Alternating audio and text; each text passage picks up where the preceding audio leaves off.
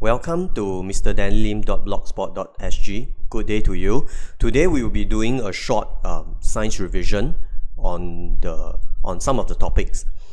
Now, for this revision, the key objective is not just for the answers. I believe for content, most of you should be very well versed, okay, in the content. Content means you know what to put inside the answer. Now, there are two things I want to do with you today that you must take note. Number one, how to identify the keywords in the questions, and also how to put those keywords into proper answers for science. Okay, it's very easy to answer in a very layman way, meaning like it's not a very scientific way of answering. But in science, the subject of science, you need to be very scientific. Your answer needs to follow a certain format in order to be absolutely correct. That is what we want to do. Okay, so take note of the way I answer, take note of how I extract out the key information from the questions. Okay, now let's take a look at question 1.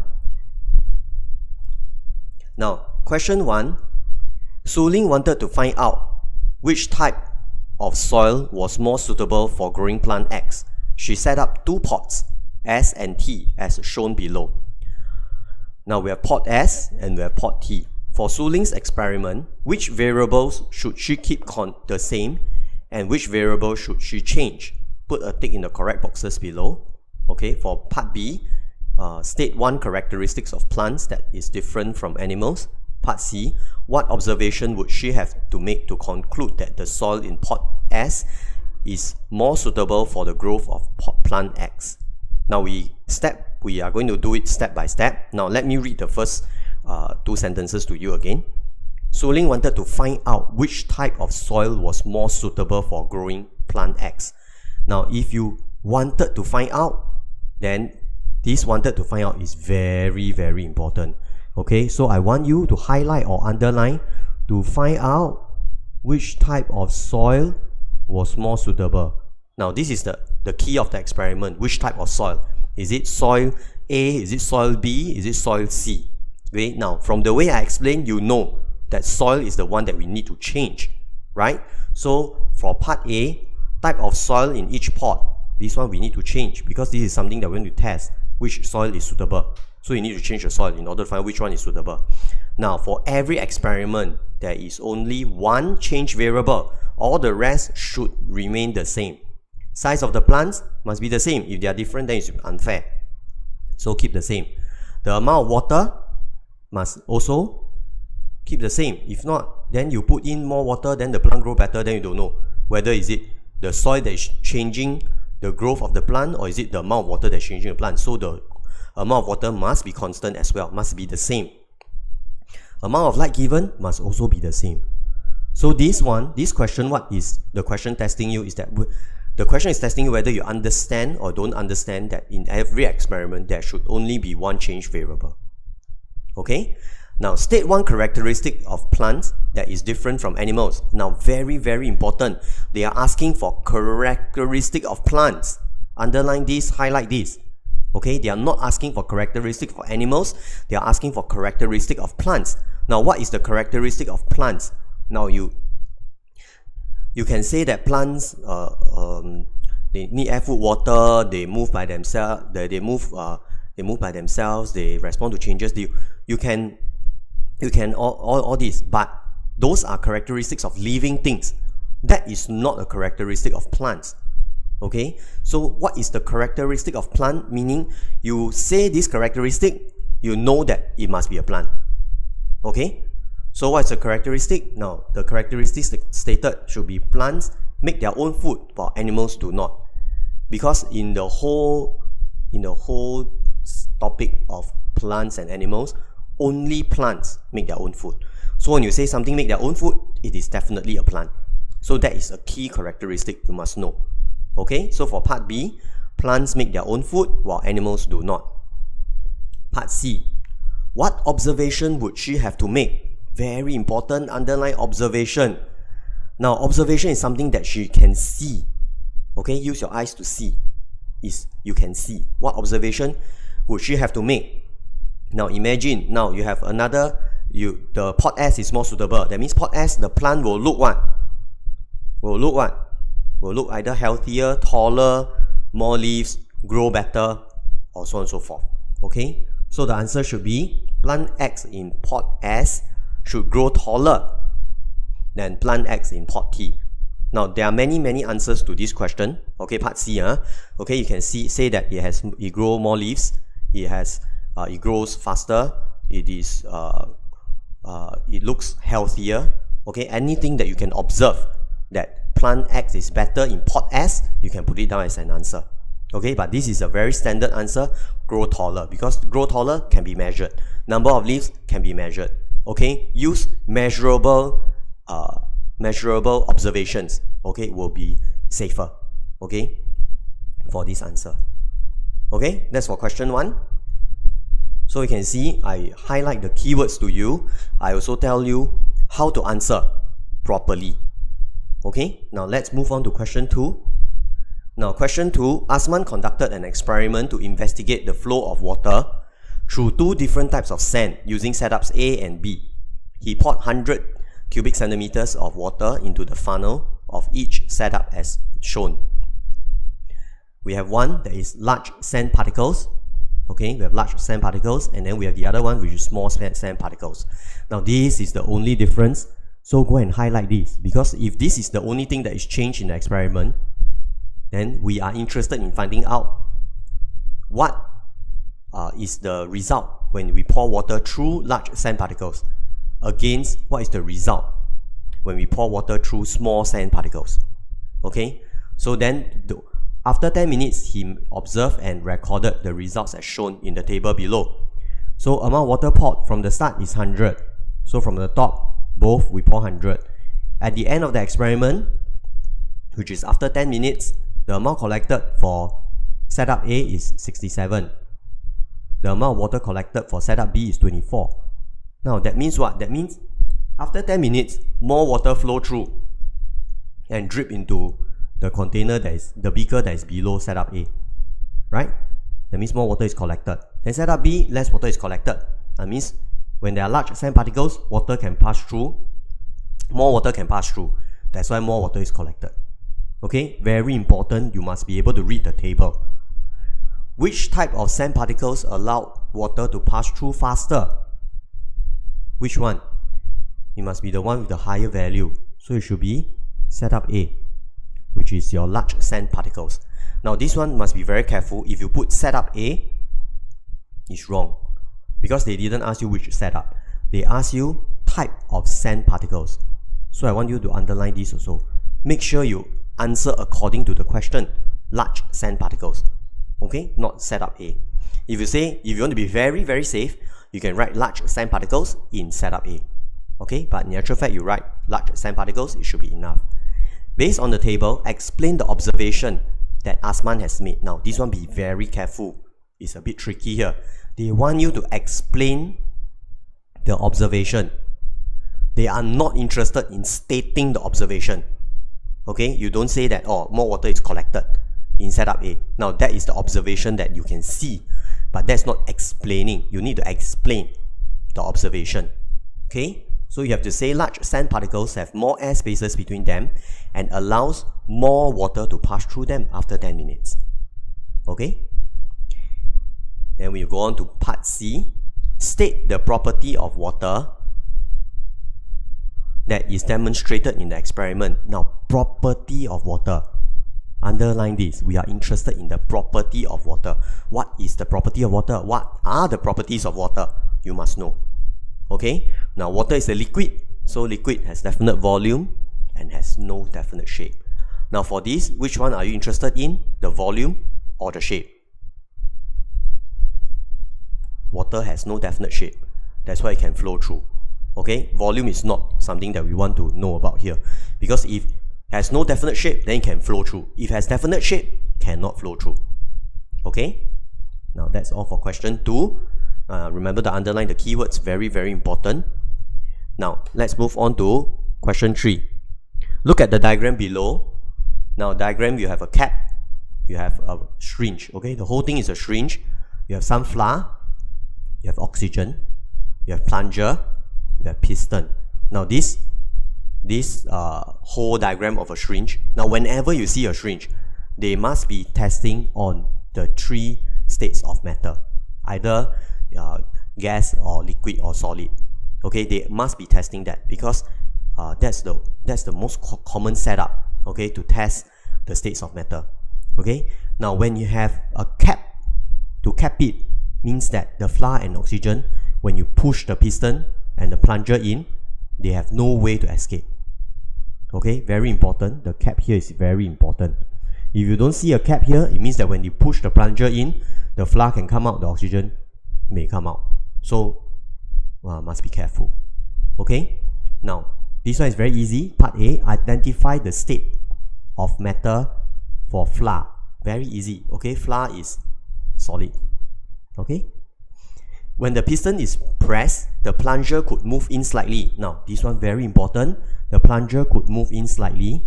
Now whenever the plunger can move in, okay, it must be either you have like gases that are being compressed. That's why the plunger can move. Now if this total solid or total liquid, cannot push in at all, because solids cannot be compressed, liquids cannot be compressed. When you can move in slightly, it means that it can be compressed. Okay, so when something can be compressed, then you have to think, is it flour that can be compressed or oxygen that can be compressed? Okay, oxygen is a gas and can be compressed. Okay, that is why the plunger could move in. Okay, now let's move on to the next part of the question. Nikita is pouring some condensed milk into her coffee through hole Y in the tin as shown. The condensed milk flows very slowly out of the tin. Now, flows very slowly because the condensed milk wants to flow out, but there's nothing to take up the space. So they are creating actually a vacuum inside. The vacuum is actually holding back the condensed milk. Okay, so when she pokes another hole at X, she finds that the condensed milk flows faster than from hole Y. Then why? Okay, because air is allowed to enter into the tin to take up the space. That is why. Okay, the hole at X allows air to enter the tin to take up the space when milk was being poured out at Y.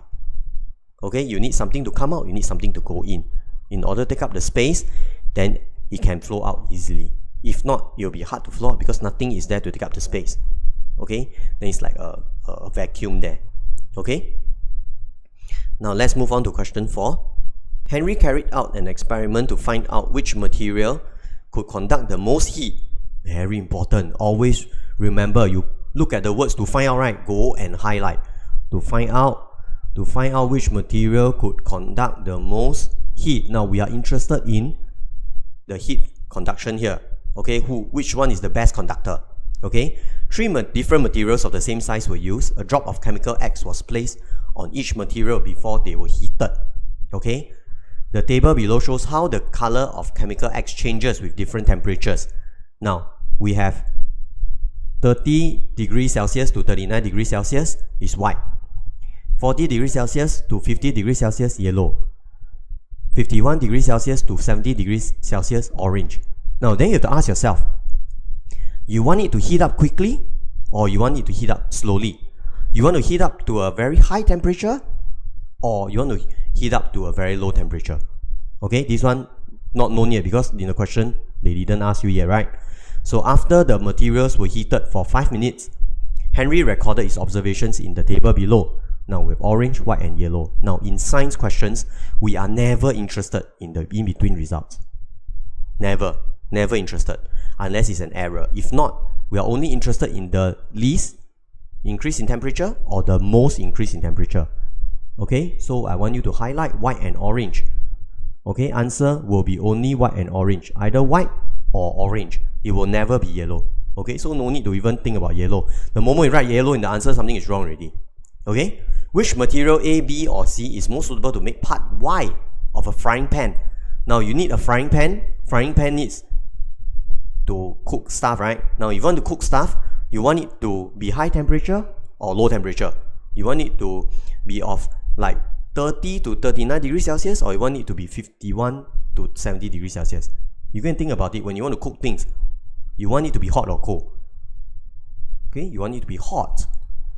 You want it to be hot. That is why we will not choose white, because white is the one that don't absorb that much heat. So we are only interested in A. Okay, so material. Now please read the question carefully. Okay, which material, A, B, or C?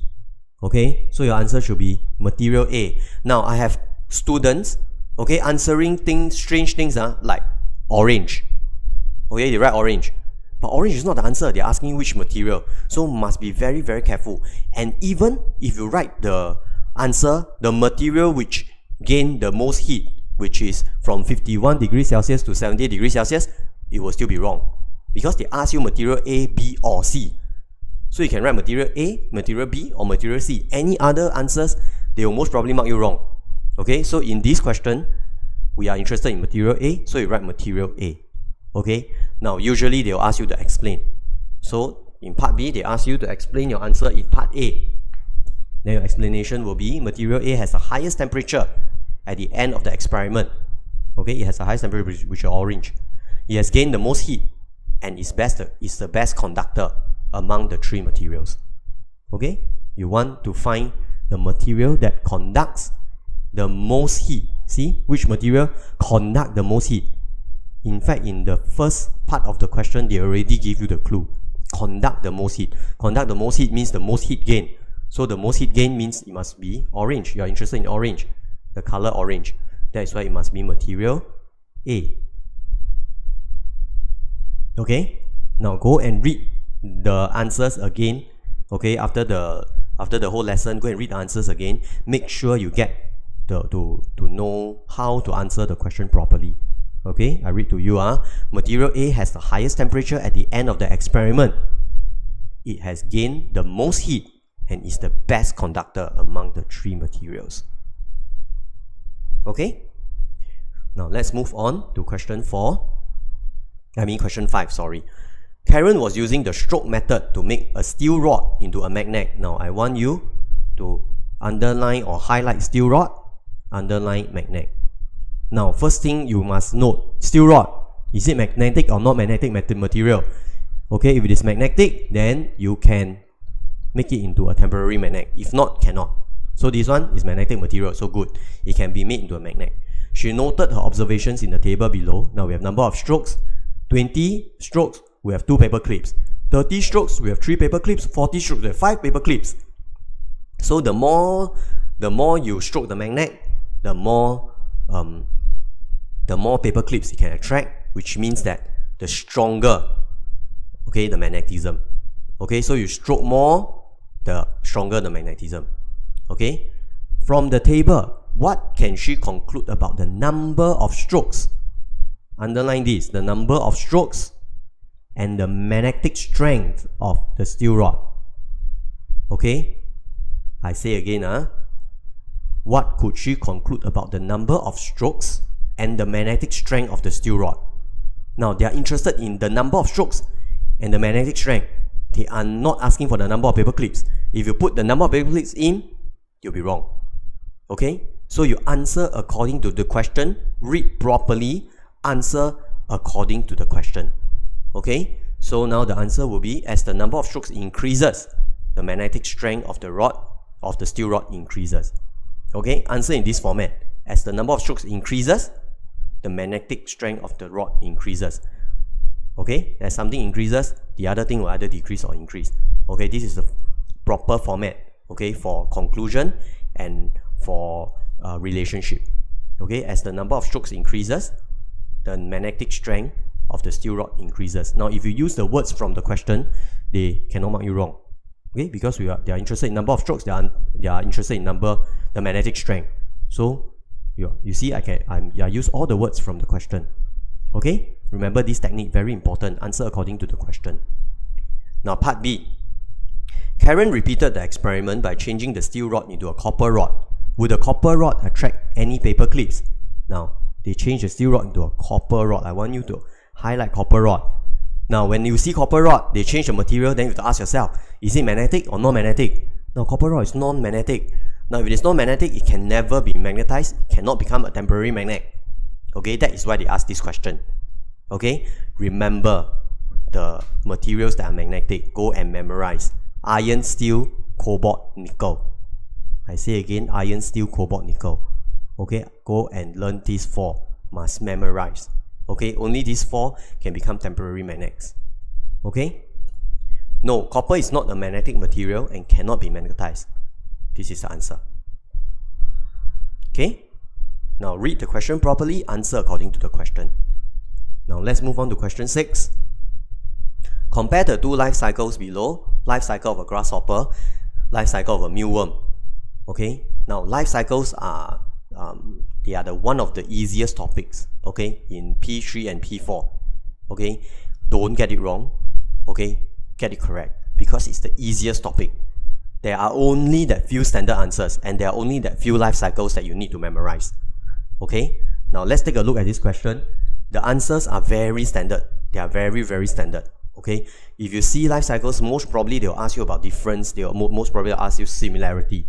Okay? Then they will ask you about the young and the adult. So it's actually very, very standardized. The answer is almost like repetitive. Okay? Now let's look at part A. Based on the diagram, state 2 differences. Okay? Now in this question, they are good. Okay? State 2 differences. I want you to highlight 2, and I want you to highlight differences as well. They are not interested in similarities, they are interested in differences. They are interested in 2 differences. Now in this question, they differentiate out the 2 differences for you. Okay, which is very kind. Now if it is they draw lines for you, you must highlight 2, because I have students, they see 2 marks but they only give 1 difference. Then they lost the 1 mark for nothing, even though they know, because they are not very careful in their reading. So read very carefully, highlight, circle the numbers. 2 differences, so you need to have 2 differences. Okay, now they are interested in the life cycle, so answer according to life cycles topic. Okay, difference 1, the life cycle of the grasshopper has 3 stages, while the life cycle of the mealworm has 4 stages. Very, very common answer. 3-stage life cycle, 4-stage life cycle. Difference number 2, the young of the grasshopper resembles its adult, or looks like its adult, while the young of the mealworm beetle does not. Okay, you can see the mealworm beetle, the adult is a beetle, but the young is a larva and a pupa, totally different from. But for the young of the grasshopper is a nymph, which is exactly the same, except that one is bigger than the other. Okay, and one have wings, the other don't have wings. Okay, for grasshopper, but they look like grasshoppers already, even when they are young. Okay, that's what it meant. Okay, so for part A, memorize. Okay, 3-stage, 4-stage. Young resembles, young don't resemble. It's very standard, very, very standard. Okay, now for part B, Lina observed that the larva of mealworm beetle molted several times. Explain why the animal has to molt at this stage. Okay, the larva means this stage. Okay, which is the larva stage. Okay, which is like a larva or like a worm like that. Okay, so that stage they will molt several times. Now what is molting? Molting means that they will shed away their old exoskeleton and grow a new one.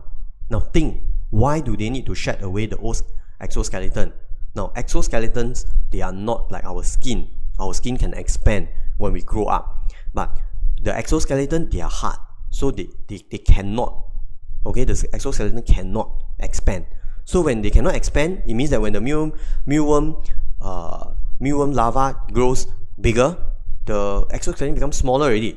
They need to have a bigger exoskeleton. They need to grow a new set of exoskeleton. Okay, this is a 1-mark question. There's no need to elaborate that much. Okay, as the larva grows bigger, it needs a bigger exoskeleton for its bigger body. That's why it molts. Okay, can? Life cycle questions are very easy questions. They are very, very standard. Okay, I repeated this don't know how many times. Go and memorize the way to answer, and then it's usually just change the animal only. Okay, they will either test you, the other one they like to test you is cockroach, butterfly, chicken. Yeah, these are only the few. Mosquito. Okay, so these are the few that they will test you. So it's always the same. One is 3-stage, one is 2-stage. One is the adult, the young look like the adult, the other one don't look like the adult. It's always nearly the same. Okay, now question 7. This is a very common question in test papers these days. Okay, it's about expansion, it's about heat transfer. Okay, now let's look at the question. The diagram below shows two glasses stuck together. We have glass E, we have glass F. Glass E is inside glass F. Okay? Given the basin of hot water as shown below, state a way that the two glasses can be separated. Now you have hot water. That means you want something to expand. Which one you want to expand? You want E to expand or you want glass F to expand? Think about it. Okay? Now if glass E expand, it'll be harder to take because it will become tighter. You need glass F to expand so that it's easier to take out. It's easier to separate the two. Okay? So for part A, put glass F into the basin of hot water. Now, they are asking you to state a way. Here, there is no need to explain. You only need to state the way. The way is to put glass F into the basin of hot water. Okay? You either put glass E or you put glass F into the hot water. Okay? Now, explaining part is the part where most students will not get it correct because they don't know what's happening. Okay? For here, you want the glass F to expand. Okay? Now, keywords, gains heat. Okay? Gains heat and expands. Okay? These are the keywords. As glass F is put into the hot water, it gains heat and expands, making it easier to remove glass E. Okay? Now, there's an extension to this question. Okay, I saw in some test papers, they give another additional part C. Okay, the part C, they will ask things like, how can you make it even easier to remove glass E from glass F? Okay, state a way and explain a way, another way. Okay, now here they already gave you the part of the answer is expansion, right? Now the other part is contraction. So you can say put some ice cubes into glass E so that glass E will lose heat and contracts. Okay, now when glass E contracts and glass F expands, it makes it even easier to separate the two cups. Okay, can? Now this revision again, I repeat myself again. Okay, I'll say again, it is not just about the content. The content I'm sure you know, because science actually you read a lot, you do a lot of experiments, you will know the content. But you must read the question properly, you must answer according to the correct technique. That is the most important. Even if you know the answer but you don't know how to put it down in words, you will still get it wrong. Okay, but because there is a specific way of answering. Okay, have fun in your revision. Use your time productively. Okay, there are so many days that you are free. Okay, so do the proper thing. Okay, you have time, go and practice now because we are gearing up for exam. After that, you have a lot of time to rest. Can? Thank you very much. This is Mr. Danny Lim. I hope you enjoyed the revision. If you have any questions, please ask your parents to text me or you yourself can text me. Okay? Thank you. Bye-bye.